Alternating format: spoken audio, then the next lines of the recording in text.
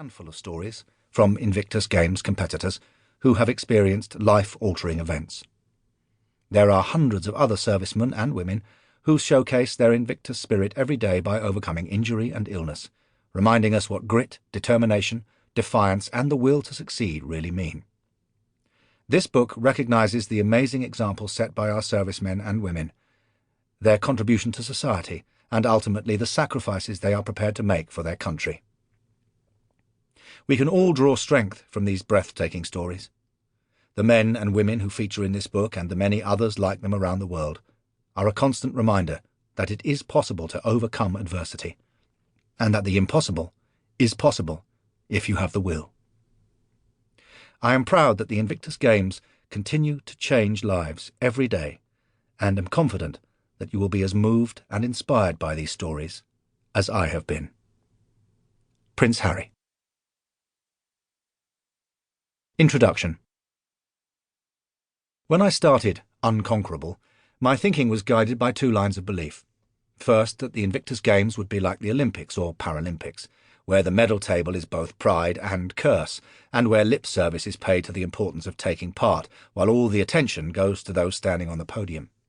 Second, that there'd be a definite hierarchy within the WIS network. The wounded, those who'd lost limbs in battle, would, in a perverse way, be the glamour squad. The ones who'd suffered the most, and whose very appearance would be a constant reminder of the sacrifices they'd made. Behind them would come the injured, and bringing up the rear would be the sick, because everybody gets sick now and then, don't they?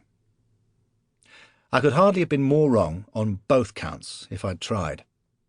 When you watch the Olympics and Paralympics, most of the pleasure you get is from watching people who are the very best in the world at what they do. Their backstories are usually irrelevant, though not always.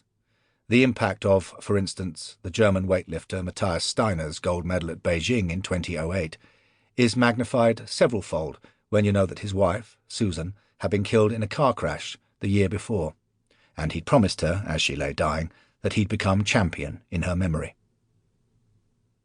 Olympians and Paralympians dedicate their lives to those few minutes every 4 years, and are judged on the order in which they finish. Those who compete in the Invictus Games are very different. Who wins which medal is almost irrelevant.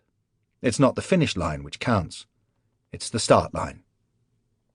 Even to get to that start line, after what these people have been through, is a triumph in itself, a triumph made sweeter by the demands and joys of competition, the camaraderie, the challenge, the banter, the exploration of one's limits.